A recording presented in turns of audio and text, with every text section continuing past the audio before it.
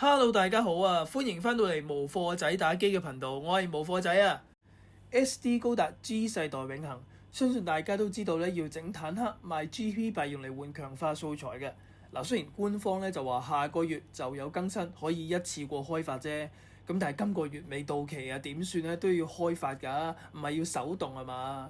嗱，好似我咁用蘋果系統嘅朋友仔咧，可以放心啦，因為今次我就整咗條短片，教大家用 Mac 機裏面內置嘅功能 Automator， 幫你穩穩陣陣咁掛機刷素材，全自動，唔使用第三方 app 㗎，唔使裝嗰啲咩按鍵精靈咁樣㗎啦，直接喺部 Mac 機裏面就揾到呢個 app 㗎啦。事不宜遲，我哋即刻開波。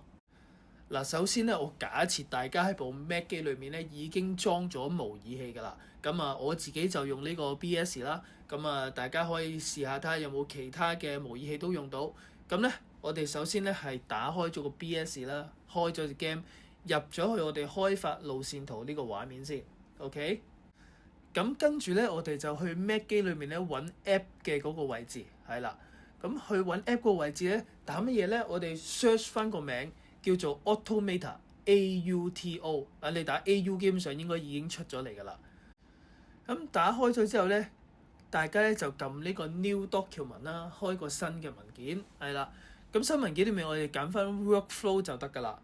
好，咁開咗之後咧，你會見到係乜嘢都冇嘅，係啦，右手邊呢個位佢叫你擺啲 action 落去，乜嘢都冇。咁我哋唔使理，撳右上角 Record 係啦，錄影。咁你撳咗個錄影掣之後咧，其實就已經開始咧，佢會記錄你喺個熒幕上面咧做嘅所有嘢㗎啦。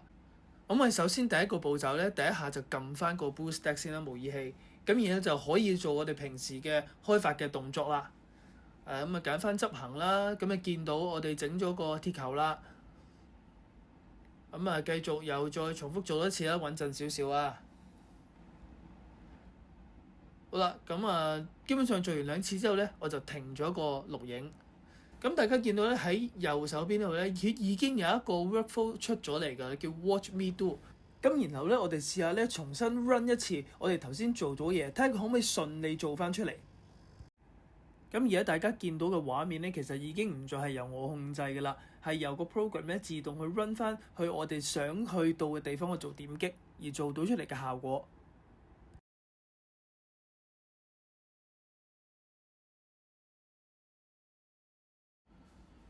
咁我完成咗之後咧，我哋就會見到咧喺右下角咧嗰個 workflow complete 咗啦，已經完成咗。好啦，咁但係咁樣只係做一次啫，唔夠嘅喎。咁我哋咧就要 loop 佢。我哋揾翻一個叫 loop 嘅一個功能出嚟啦。咁我揀翻佢自動 loop。咁喺個loop 幾耐咧？我哋揀翻次數。為咗測試咧，就唔好搞太多次。我哋先整2次試下先啦。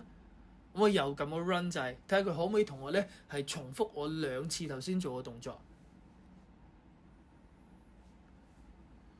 嗱，咁你要見到咧，其實係完全我無需要手動㗎，係個Mac 機咧自己咧就啲箭嘴已經去緊嗰度撳，做緊我哋嘅開發嘅動作㗎啦。咁你見到咧做完一次之後咧，右下角咧又出現咗完成咗一個 complete 咗嘅一個 loop 㗎喎。咁佢 run 緊第2次嗰個叫 Watch Me Do 啦。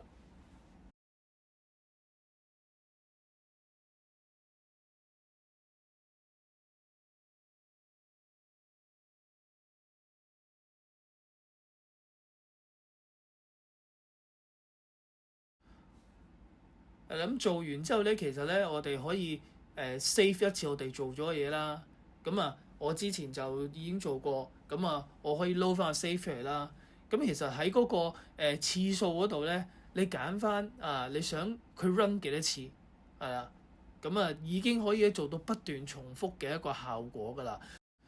其實咧，大家咧可以見到咧喺右下角嗰度咧，見到個時間嘅，我每一個動作 run 咗幾耐。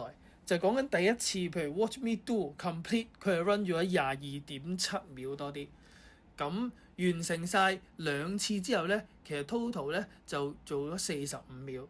咁45秒嘅情況，我哋已經做咗重複咗2次做嘢啦。咁我實際測試過咧，就係1個鐘咧，我應該整到大約400步到嘅。用呢一個蘋果 Mac 機裏面內置嘅 Automator 就可以幫大家做到㗎啦。